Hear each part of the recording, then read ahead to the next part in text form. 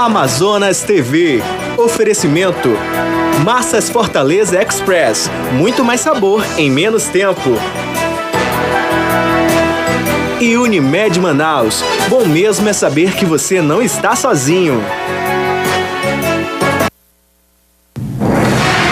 Olá, muito boa tarde para você. O Amazonas TV, o seu telejornal do meio-dia, começa com as principais notícias aqui da capital e do interior. Justiça começa a ouvir os depoimentos dos 3 acusados do triplo homicídio do caso Belota. O Fala Comunidade vai aos municípios da região metropolitana. Em Manacapuru, a onda de assaltos preocupa moradores. A gente tem tido bastantes ocorrências, né, de assaltos, né, inclusive com vítimas, colocando em risco a vida dos nossos colaboradores e empresários que estão aí trabalhando para o desenvolvimento do município na parte econômica, né? Em Itacoatiara, a insegurança também assusta. São frequentes os casos de assaltos e assassinatos. A Delegacia de Polícia daqui de Itacoatiara tem 18 investigadores e 2 delegados.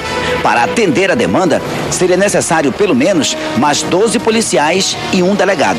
Mais uma fugitiva é recapturada pela polícia. Das 8 que pularam o muro da cadeia pública no mês passado, 3 ainda continuam foragidas. Aqui no estúdio, a entrevista com a delegada da mulher, que vai falar sobre os casos de violência aqui no estado. Campanha de vacinação contra idosos aqui na capital é antecipada. E no esporte, a preparação dos times amazonenses para a Copa do Brasil. São alguns destaques desta quarta-feira que você acompanha aqui no Amazonas TV.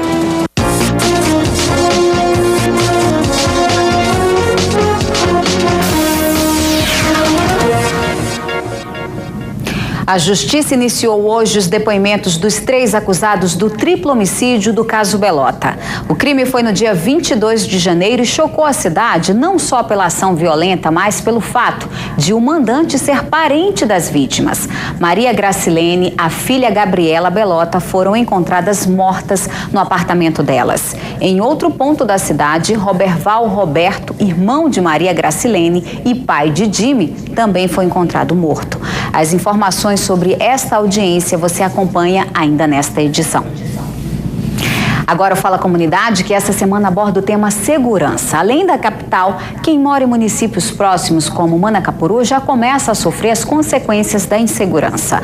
O nosso correspondente Adalto Silva mostra que os casos de assaltos são frequentes lá no município e tiram a tranquilidade dos moradores.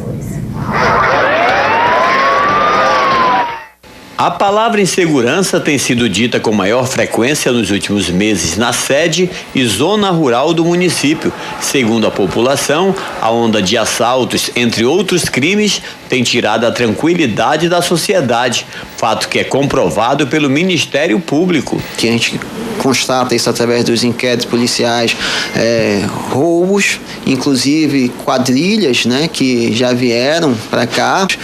A questão do tráfico de drogas também, aqui em Manacapuru, infelizmente, ela é uma constância. Violência doméstica, infelizmente, Manacapuru é um local onde o índice de violência doméstica é muito alto. A classe empresarial tem sido o maior foco das ações dos bandidos. A gente tem tido bastantes ocorrências, né, de assaltos, né, inclusive com vítimas, colocando em risco a vida dos nossos colaboradores e empresários que estão aí trabalhando para o desenvolvimento do município na parte econômica, né? Na semana passada, uma operação da Polícia Militar prendeu 10 pessoas acusadas de comandarem na cidade assaltos, tráfico de drogas e ter incendiado o carro de um policial. Para o comando do 9º Batalhão de Polícia Militar, a interligação com a capital através da ponte sobre o Rio Negro e a maior ação da polícia em Manaus pode ter atraído a criminalidade para o município. Com certeza, alguns meliantes da cidade vieram para cá, para a área da região metropolitana, como Manacapuru e Novo Airão.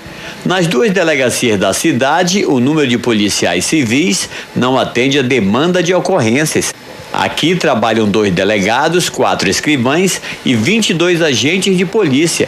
Para o delegado Antônio Rodrigues, a implantação do Ronda nos bairros, que já iniciou no município, além de suprir a deficiência de pessoal, proporcionará a curto prazo mudanças no quadro de insegurança. Não há dúvida de que nós vamos poder dar uma resposta com mais eficácia, com mais intensidade e a população de Manacapuru vai receber uma segurança maior nesse município. Em Itacoatiara, a situação não é diferente. A insegurança também preocupa. São frequentes os casos de assaltos e assassinatos, como nos mostra o correspondente Manuel Cruz. Itacoatiara tem aproximadamente 90 mil habitantes. A cidade cresce e a violência também. Nos últimos meses, os roubos, assaltos e assassinatos têm assustado a população. O delegado de polícia diz que no ano passado, mais de 200 pessoas foram presas por envolvimento com tráfico de drogas e roubos. Com isso já foi possível, gerar um grande impacto no crime organizado aqui no município de Itacoatiara. Segundo o delegado Lázaro Mendes, a delegacia de polícia daqui de Itacoatiara tem 18 investigadores e 2 delegados. Para atender a demanda, seria necessário pelo menos mais 12 policiais e 1 delegado. Em 2012, 2 comerciantes foram vítimas de latrocínio, que é roubo seguido de morte. Este ano, o empresário da rede hoteleira também foi vítima da violência. O comandante do 2º Batalhão da Polícia Militar diz que a polícia vem trabalhando para combater a criminalidade. E estamos na rua trabalhando, colocando qualquer cidadão infrator que possa estar causando problema para a sociedade itacoatiarense. Este ano, a polícia já prendeu mais de 50 pessoas por diversos crimes. 70 quilos de maconha foram apreendidos, mais que o dobro do ano passado, quando a polícia tirou de circulação 30 quilos de entorpecente. E já que estamos falando de segurança na capital e no interior do estado, nós do Amazonas TV e do G1 estamos promovendo uma enquete para saber a sua opinião sobre a segurança. Então, acesse a nossa página e vote. A Secretaria Municipal de Saúde antecipou a vacinação para os idosos na capital e o agendamento já começou também. Vamos ao vivo com as informações com o repórter Vandré Fonseca. Boa tarde, Vandré. Boa tarde, Liliane. Boa tarde a todos que acompanham o Amazonas TV. A campanha de vacinação dos idosos contra a gripe começa no dia 15, mas já é possível fazer o agendamento em casos especiais para aqueles idosos que estão acamados e não podem sair de casa. Nós vamos conversar com o secretário municipal de saúde, Evandro Melo. Boa tarde, secretário. O senhor pode explicar como é feito esse agendamento? Então, você que tem um acamado é só ligar para 0800 280 8280 e fazer o agendamento, indicando o nome da pessoa que vai ser vacinada e o endereço para que a equipe faça o agendamento e vá à sua residência e vacinar a sua pessoa. Só para aqueles que não podem sair de casa? Sim, só para aqueles que não podem sair de casa, porque para os outros nós teremos disponível 845 locais de vacinação e a pessoa ao passar lá será atendida corretamente. Mais de 800 pontos de vacinação, esses pontos vão estar onde? Em todas as unidades de saúde, tanto da Sensa como da Suzan, nos supermercados, nos mercadinhos, vamos montar de forma que em qualquer lugar da cidade de Manaus a gente tenha próximo um local de vacinação. Secretário, o senhor e outros secretários da região amazônica tentam antecipar esta campanha para o mês de novembro. Por que isso e como é que está essa negociação com o governo federal? Nós estamos elaborando um estudo técnico aqui na região amazônica para comprovar a necessidade de se vacinar e imunizar a nossa população no mês de novembro, porque o período sazonal das nossas viroses ocorre de dezembro a abril. Consequentemente, a vantagem da imunidade será muito maior se nós vacinássemos nesse período. Para quem quer vacinação, só para repetir e reforçar? Nós vamos vacinar crianças de 6 meses a 2 anos, portadores de doenças crônicas como diabetes e hipertensão, idosos acima de 60 anos, profissionais de saúde e a população indígena. Muito obrigado, secretário. E no próximo domingo, Dia Mundial da Saúde, as cidades sedes da Copa do Mundo vão estar fazendo uma atividade. Aqui em Manaus, ela vai acontecer na Ponta Negra, das 8 da manhã até o meio-dia. Essa atividade busca incentivar hábitos saudáveis. Liliane. Obrigada, Vandré, pelas informações. A seguir, polícia prende mais uma foragida da cadeia pública Raimundo Vidal Pessoa. E ainda no Fala Comunidade, vamos falar sobre violência contra as mulheres. Hora de acertar os relógios. Aqui na capital, 12:11. Nós vamos a um rápido intervalo e voltamos em instantes.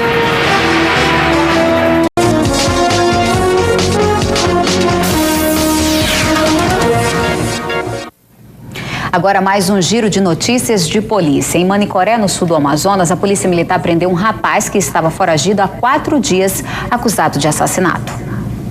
De acordo com a polícia, o acusado foi preso na comunidade Boa Fé, distante 1h30 de Voadeira, da sede do município, no rio Manicoré. Uma das casas, o meliante se encontrava lá, fizemos a detenção dele e conduzimos até aqui a cidade de Manicoré, e conduzimos a UDP.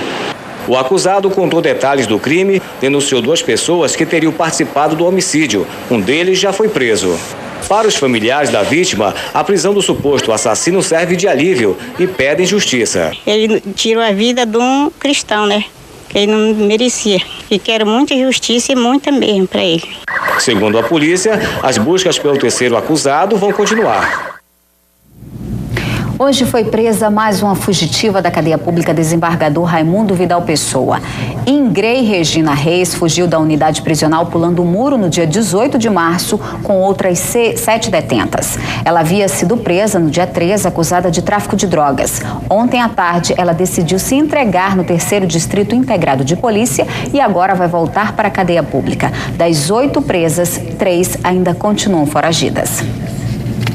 Vamos falar agora da violência contra a mulher. Todos os dias, várias mulheres no país e no mundo sofrem algum tipo de violência doméstica.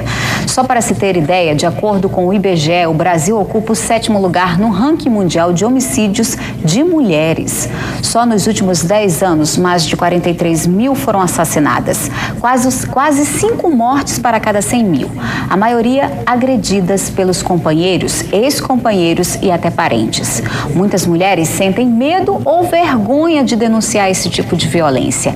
E para falar sobre esse assunto, a gente recebe aqui no estúdio a delegada Kathleen Calmon Gama, da Delegacia da Mulher aqui de Manaus. Boa tarde, seja bem-vinda. Boa tarde. Delegada, é grande ainda o número de mulheres que têm vergonha de chegar na delegacia e fazer a queixa?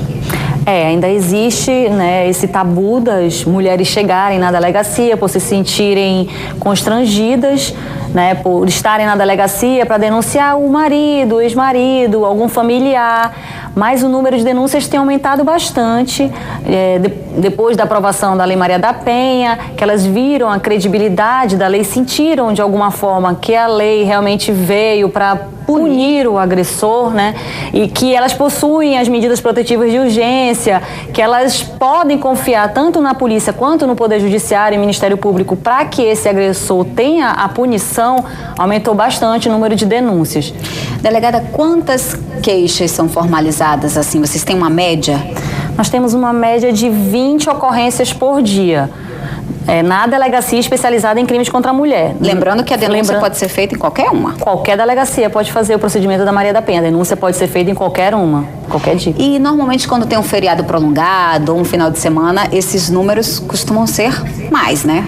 Isso, depois de um final de semana prolongado, o número de ocorrências aumenta bastante, o número de lesões corporais aumenta, porque já tem o envolvimento do companheiro, ex-companheiro, familiares com bebida alcoólica, né, com entorpecentes. Então, como é que foi então esse último feriadão? Esse último feriadão nós tivemos, em média, 40 ocorrências. Dessas, nós fizemos 13 medidas protetivas de urgência no caso de lesão corporal. Então, é um número bastante alto para um feriado, né, da Páscoa. Prolongado. E um feriado santo, né? Pois é, que deveriam estar unidos, né, para celebrar a Páscoa. Eles preferem beber e abusar, né? Abusar, excessos. É verdade. Delegado, eu queria que a senhora falasse, já que a gente está falando que o número de mulheres que tem denunciado esse tipo de violência tem aumentado, quais são as formas que as nossas telespectadoras que por algum motivo esteja passando por uma situação dessa, ela pode entrar em contato? Pois é, nós temos o 180, o 181, o telefone da delegacia, que é o 3236-7012. Né? Também pode ir até a delegacia, que não seja para fazer a denúncia, mas para que a gente possa conversar, dar alguma informação acerca da lei, acerca do que ela pode oferecer, né, à vítima de violência. Nós temos também o serviço do SAPEN, que é anexo à delegacia, que tem psicólogos, assistentes sociais, que podem também acolher aquela mulher para que ela possa sair desse ciclo de violência, que pode ser através da denúncia, o inquérito policial, a punição do agressor, mas também através desses serviços que são disponibilizados pela rede de enfrentamento à violência doméstica aqui no estado do Amazonas. Lembrando que esse tipo de violência ele está em qualquer nível social. Com certeza, não tem nível social, escolaridade, cor, raça, idade, são as mais variadas idades e mulheres sofrendo esse tipo de violência. Não tem essa parte de cultura, né? Tem pessoas que, apesar de terem uma cultura boa, bebem, usam alguma substância entorpecente, são machistas, né? Acham que aquela mulher é sua posse, é sua propriedade. Então, a partir do momento em que ela quer viver, que ela quer dar um destino à sua vida, às vezes até entrar numa faculdade, ter algum destino melhor, querer ter uma profissão, ele não aceita e ela começa a fazer com que ela sofra a violência psicológica, aí vai aumentando para ameaça, depois vai aumentando para violência física. Então vamos lembrar, né, as nossas telespectadoras, que não é só a violência física, mas a moral também. A moral, psicológica, sexual, patrimonial, todos são tipos de violência em que tem a punição para o agressor, a violência principalmente a violência psicológica, que muitas não sabem, que o constrangimento, aquela humilhação, a mulher sendo todo o tempo humilhada, todo dia pelo agressor, ele chega do trabalho, tudo que ele tiver de conflito econômico no trabalho ou algum problema no trabalho, ele desconta na mulher, né? Então aquela mulher que já não está mais aguentando aquela convivência é um tipo de violência psicológica que ele pode ser punido na forma da lei. Então eu peço que vá até a delegacia e que pegue todas as informações necessárias para que a gente possa fazer os procedimentos legais e encaminhar à justiça. Uma vez feito, né, a denúncia formalizada, né, lá na delegacia, o inquérito segue para a justiça, com certeza. Não tem mais como voltar, porque muitas das vezes a vítima, ela denuncia, mas por algum medo, uma retaliação, ela quer retirar a queixa. A partir do momento em que ela chega na delegacia, como é o caso da lesão corporal, das vias de fato, perturbação da tranquilidade, em que ela chega na delegacia e faz o registro de ocorrência, nós imediatamente já tomamos todas as providências, medida protetiva de urgência, instauração de inquérito policial com a oitiva dela para depois ouvir o autor em qualificação interrogatória e encaminhar à justiça. Não tem como mais ela desistir do procedimento de lesão corporal. A partir de uma decisão do STF de 2012, ela não tem mais esse direito de tirar, né, como se dizem, retirar a queixa. Não tem como. Um telespectador, ele enviou agora para nossa produção uma pergunta, ele fala assim: por que só o homem ele é penalizado? Não tem uma lei específica para a punição da mulher em caso de agressão que a mulher ela pratica no companheiro? Na verdade, ela também pode ser penalizada, só que não enquadrada na Lei Maria da Penha, mas sim no Código Penal, no crime de lesão corporal e qualquer outro delito que também ele possa se tipificado, né? Tem que estar tipificado no Código Penal ele achar que está acontecendo isso com ele pode ir em qualquer delegacia e registrar a ocorrência, que assim como tem o direito da mulher, também tem o direito do homem, se ele se sentir lesionado, de ir até a delegacia fazer o procedimento. A gente espera que assim a gente tenha respondido a dúvida desse telespectador. Delegada, muito obrigada pelos esclarecimentos e pela participação aqui no Amazônia TV. Esperamos contar com a sua participação outras vezes. Com certeza, muito obrigada. Eu que agradeço essa participação para informar as vítimas, né, acerca da Lei Maria da Penha, dos procedimentos, da rede de enfrentamento que nós temos à violência doméstica. E que a delegacia está disponível para qualquer tipo de informação, para qualquer tipo de denúncia. E estamos lá para ajudar a acolher essa vítima para que ela saia desse ciclo de violência. Tá certo, então. Muito obrigada mais uma vez. Obrigada. Só lembrando que o Amazonas TV e o G1 estão promovendo enquete sobre segurança. Acesse lá o g1.com/Amazonas e vote. E os motoristas precisam redobrar a atenção neste período de chuva. Na M10 que liga Manaus a Itacoatiara, vários trechos estão tomados por buracos. Na M010, que liga Manaus ao município de Itacoatiara, muitos trechos precisam de reparos. No quilômetro 32, os buracos tomaram conta da pista. Os motoristas precisam fazer malabarismo e muitas vezes se arriscam trafegando pela contramão.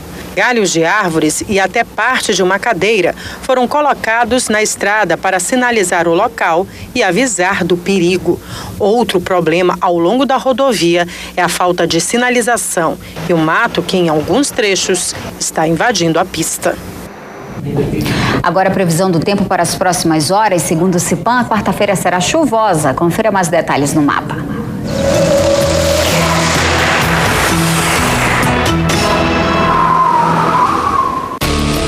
Áreas de instabilidade se concentram no oeste da região, favorecendo a ocorrência de chuvas em formas de pancadas sobre o Amazonas e o Acre. À tarde, a nebulosidade aumenta e se concentra na parte central da região e pode chover nessa parte do mapa. Nas demais áreas, céu parcialmente nublado e com chuvas isoladas. Confira as temperaturas. Mínima de 23 em Porto Velho e em Rio Branco. Máxima de 31 em Manaus e de 32 em Boa Vista. E ainda nesta edição, um major da Polícia Militar vai dar dicas de como você prevenir assaltos. E um estudo revela que o preço da passagem em Manaus está pesando muito no bolso do trabalhador. Agora aqui na capital, 12h25. Não saia daí que o intervalo é rapidinho e eu volto já.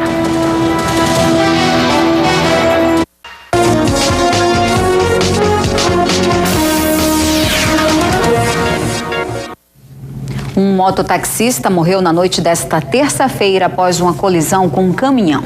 O acidente foi na Avenida General Rodrigo Otávio, próximo à Universidade Federal do Amazonas. Arnoldo Filho Picanço, de 28 anos, morreu após uma colisão com este caminhão na Avenida Rodrigo Otávio, próximo à Universidade Federal do Amazonas. Familiares do mototaxista chegaram no local muito abalados. A área foi isolada, mesmo assim curiosos chegavam a todo momento. O trânsito ficou lento, equipes do Manaus Trans, a Polícia Civil e militares foram acionadas até o local. O motorista não apresentava sinais de embriaguez e habilitado para conduzir caminhões. Ele se manteve na área do acidente e prestou esclarecimentos à perícia. De acordo com a assessoria do Hospital João Lúcio, o estado da passageira Maria Adriana Ferreira é estável. Ela vai passar por uma avaliação e depois pegar alta. Apesar do preço da passagem de ônibus em Manaus ter subido abaixo da inflação, como afirma a prefeitura, ainda assim é a que mais pesa no bolso do trabalhador. Esta é a conclusão de um estudo divulgado hoje pelo portal Mobilize Brasil, dedicado à mobilidade urbana. De acordo com os dados divulgados pelo portal, em alguns critérios, até que Manaus se saiu bem. É o terceiro colocado em ônibus com acesso para deficientes físicos, com pouco mais de 80% da frota. Em números de mortes no trânsito, Manaus ocupa uma posição intermediária. Mas quando se trata de comparar o preço da passagem com o salário médio da população, Manaus é a pior cidade avaliada. Em Brasília, o salário médio pode pagar mais de 1.000 viagens de ônibus. Em Florianópolis, 777. Em Manaus, 332. E a pesquisa foi feita antes do reajuste, que elevou a passagem de R$ 2,75 para R$ 3. E nem é preciso analisar muitos números para saber que a população está descontente com a relação entre preço e serviço oferecido. Os ônibus não têm condições, são todos ônibus sucata. A gente tem que esperar horas e horas aqui.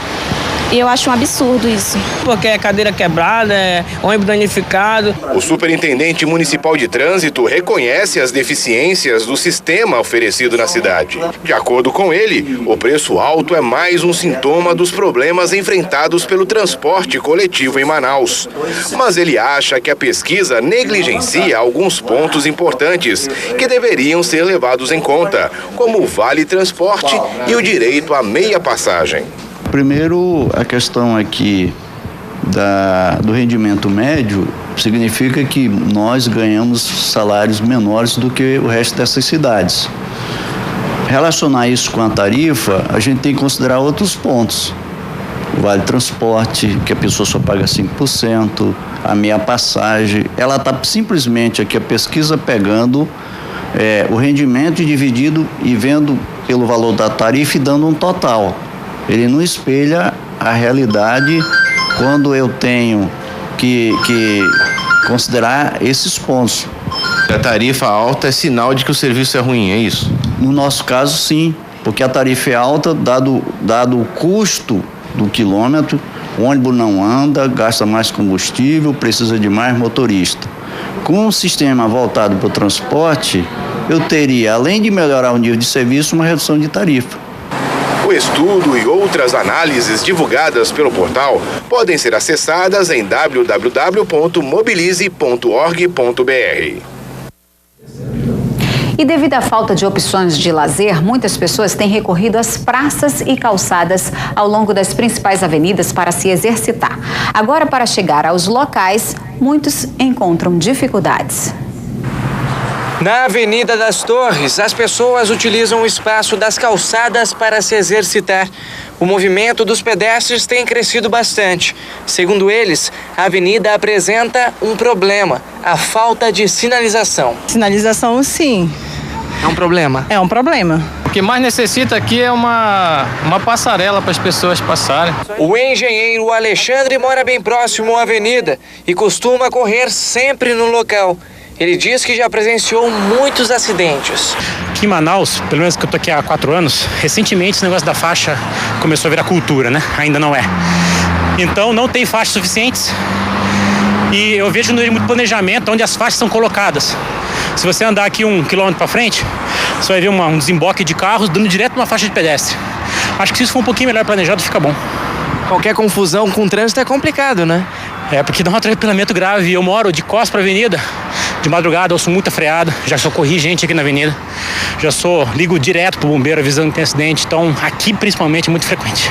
Na zona sul de Manaus, situação semelhante já mostrada pelo Amazônia TV. Na praça do bairro Japim, é comum ver pedestres se arriscando para atravessar a Avenida Rodrigo Otávio. Devido à falta de opções, a área também começou a ser utilizada como ponto para caminhadas. Os usuários reivindicam uma faixa de segurança. Aqui é uma calamidade para atravessar essa rua aqui, olha. Agora não, agora que tá bom esse horário, né? Mas faixa de pedestre? Não tem não, é que tá faltando, olha. Tem geralmente os ônibus que dão passagem pra gente. Que é quando eles param, que a gente tem a oportunidade de atravessar. O perigo é vir outro carro. Isso, e aconteceu um acidente. Nossa produção entrou em contato com a assessoria do Manaus Trans, que informou que na Avenida das Torres já existem faixas de pedestres, mas que a partir do dia 15 deste mês vai revitalizar essas faixas lá. Diariamente, assaltos acontecem em vários locais aqui em Manaus e principalmente nas ruas, quando as pessoas são abordadas de surpresa. Nós vamos voltar a falar com o repórter Vandré Fonseca, que está com o Major Ildemar Coutinho, para dar algumas dicas de como você evitar assaltos. É isso mesmo, Vandré? Olá, Liliane, estamos de volta ao Amazonas TV. Nós vamos conversar com o Major Ildemar Coutinho, que é o comandante do policiamento aqui no bairro Coroado, para falar principalmente das pessoas que gostam de caminhar à tarde, no começo da manhã. Qual a principal dica para que esta caminhada, além de saudável, seja segura? Bem, bom dia a todos, né? Primeiramente, uma dica importante, né? É você caminhar em local adequado, né?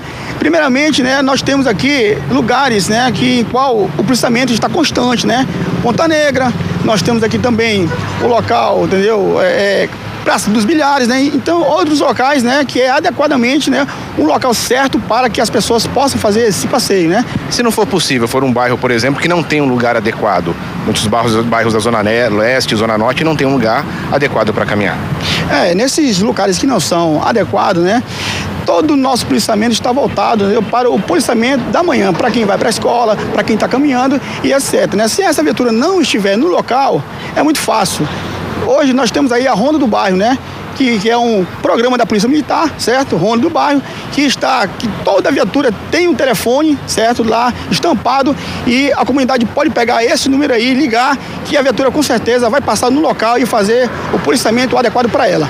Como a pessoa que estiver a fim de caminhar, estiver caminhando, pode colaborar para também não chamar muita atenção dos ladrões? Com certeza, né? Tem muita gente que gosta de andar com um fonezinho no ouvido, né? Um telefone caro, né? Andando, entendeu? Então isso aí chama a atenção, né? Do marginal que está na área, né? Então, joias, entendeu? Quem tem joias, celulares, né? Não ande com esse material. Inclusive crianças também. Não andar com crianças, né? Que não é também adequado, né? E nós temos também o telefone celular. Muita gente fica telefonando no meio da via, entendeu? E isso não é importante, né? Para caminhada, né? Você tem que se concentrar para caminhada, não ficar ouvindo música toda hora e tal, que ouvir música, entendeu? A pessoa perde a atenção completamente. Então isso aí é uma dica importante. Muito obrigado. Liliane. Obrigada, Vandré. E você já sabe, o assunto do Fala Comunidade é segurança. E o Amazonas TV e o G1 estão promovendo uma enquete na internet para saber a sua opinião sobre a segurança no nosso estado. Acesse lá e deixe a sua opinião. É só acessar g1.com/Amazonas. Hoje, a Defesa Civil do Estado fez um balanço da cheia. A repórter Daniela Branches acompanhou e tem as informações. Em todo o estado do Amazonas, 6 municípios já estão em situação de emergência, 4 em situação de alerta. Eu vou conversar agora com o secretário de Defesa Civil do Estado, Roberto Rocha. Secretário, quais são os municípios, então, que já estão em situação de emergência? Itamaraty, Carauari, Guajará, Ipixuna e Erunepé, né? E Apuí também estão em situação de emergência nesse momento, no estado do Amazonas. O que a gente pode esperar da cheia esse ano, já que ano passado, num momento como esse, 21 municípios já estavam em situação de emergência? Esse ano, a cheia, ela veio a proporcionar um transbordamento de final de março para início de abril. No ano passado foi de final de janeiro para início de fevereiro. Então aí já há uma mudança na característica. Então a gente pode proporcionalizar uma conclusão de que essa cheia desse ano, principalmente para a região em torno de Manaus, vai ser uma cheia de grandes proporções. Não acreditamos que ela chegue igual a de 2012, mas ela vai dar um trabalho significativo para as defesas civis diretas desses municípios onde vai ser afetado. Obrigada, secretário. E só para a gente ter uma ideia, no mesmo período do ano passado, o Rio Negro estava medindo 27 metros e 80 centímetros e este ano está em 27 metros e 5 centímetros. Em todo o estado, 8.400 famílias foram afetadas. Até agora, 900 pessoas estão desabrigadas. Daniela Branches para o Amazonas TV. O IPEM fiscaliza os postos de combustíveis aqui em Manaus para saber se eles estão de acordo com as normas do Inmetro. A operação é uma parceria entre o Instituto de Pesos e Medidas do Estado do Amazonas e a Agência Nacional de Petróleo do Governo Federal. Eles começaram a fiscalização aqui por este posto de combustível na Bola da Sulframa, onde uma bomba precisou ser lacrada porque na hora que o fiscal foi verificar a quantidade que é vendida ao consumidor, através de um aferidor que mede 20 litros, faltou 120 mililitros, o que é considerado alto pelo Inmetro. Outros 4 postos de combustíveis devem ser visitados ainda nesta quarta-feira. Um balanço dessa operação deverá ser divulgado no fim da tarde pelas 2 instituições. Cleiton Pascarelli para o Amazonas TV. Daqui a pouco, literatura amazonense para estudantes no Parque do Mindu e como está o estado de conservação dos parques aqui em Manaus. É o que você vai ver após o intervalo. E vai ver também as informações sobre o caso Belota. Nesse momento, é hora de acertar os relógios. Agora aqui na capital, 12h40. Nós voltamos já.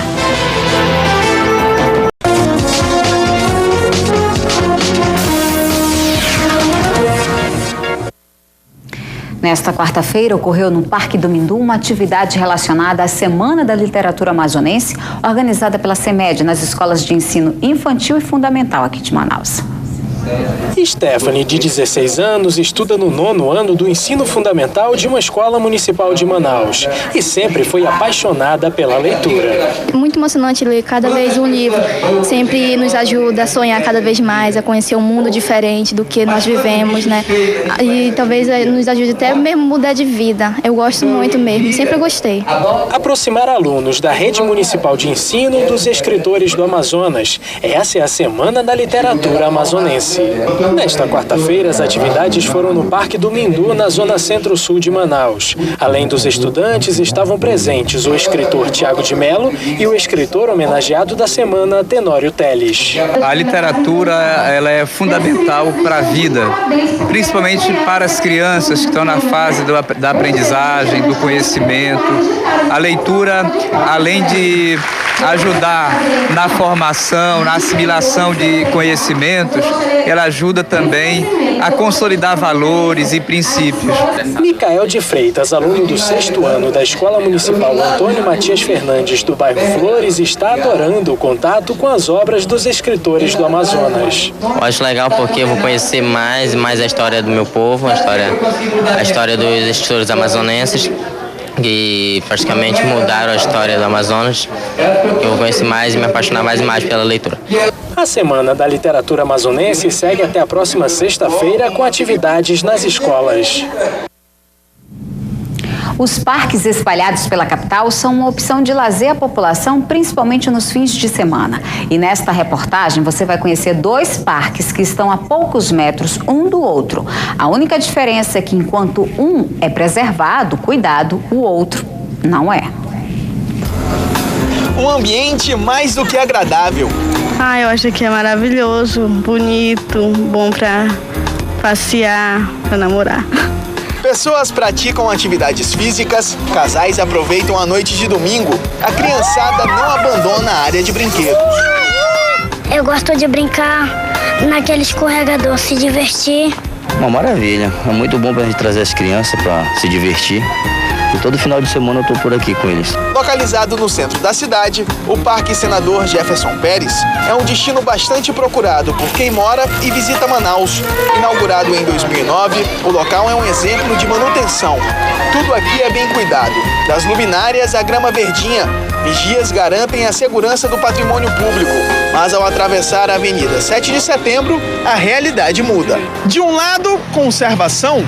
Do outro, esquecimento. Se no Parque Senador Jefferson Pérez tudo funciona, o mesmo não pode ser dito do Parque Bittencourt. E olha que um é a continuação do outro. Placas pichadas, lixo espalhado, pouca iluminação. As quadras já não oferecem condições para serem utilizadas, mas os jovens ignoram as portas quebradas, os muitos buracos e os alambrados destruídos. Problemas que não são os maiores. E polícia não vem aqui, não? Vem não. Ela só passa aí na 7 aí mesmo. Segundo esta moradora da área, parte das árvores do parque foi plantada por ela e vizinhos. O grupo tenta cuidar do local. Às vezes a gente tem que replantar as arvorezinhas porque o pessoal arranca. Praticamente um parque, definitivamente 2 realidades. Fizeram num e no outro não. Aí fica muito difícil pra gente. Agora, novas informações sobre o caso Belota. A Justiça começou a ouvir os depoimentos dos 3 acusados do triplo homicídio. 10 pessoas, entre testemunhas e os acusados, devem ser ouvidas nesta primeira audiência. 7 testemunhas no processo estão sendo ouvidas na oitiva, que é a fase que antecede o julgamento. Quem preside é a juíza Mirza Telma, da primeira vara do Tribunal do Júri. O investigador Marcelo Saturnino e as empregadas domésticas que trabalhavam nas casas das vítimas foram os primeiros a serem ouvidos. O publicitário Jimmy Roberts de Queiroz Brito, de 34 anos, é acusado de planejar e executar a morte do próprio pai, o aposentado Roberval Brito, de 63 anos. A tia dele, que era funcionária da Suframa, Maria Gracilene Belota, de 52 anos, e a prima, a acadêmica de odontologia Gabriela Belota, de 26 anos. Jimmy Roberts chegou a morar com as vítimas. Rodrigo Moraes e Juan Pablo Magalhães também são acusados do triplo assassinato, furto, e Rodrigo ainda pode responder pelo estupro da universitária. A pena para o homicídio varia de 12 a 30 anos. Caso os réus sejam condenados pelo triplo homicídio, cada um deles pode passar mais de 90 anos na cadeia. A articulação que eles fizeram, somatório das penas, quer seja com estupro, quer seja com vilipêndio, vai ser muito alto. O Amazonas TV fica por aqui, mas continua na internet. Na nossa página você acompanha essas e outras notícias. Participe enviando sugestões de reportagens para a nossa produção ou para as nossas mídias sociais. Fique agora com o Globo Esporte. Uma boa tarde para você e eu te espero amanhã a partir do meio-dia. Até lá. Tá dando onda.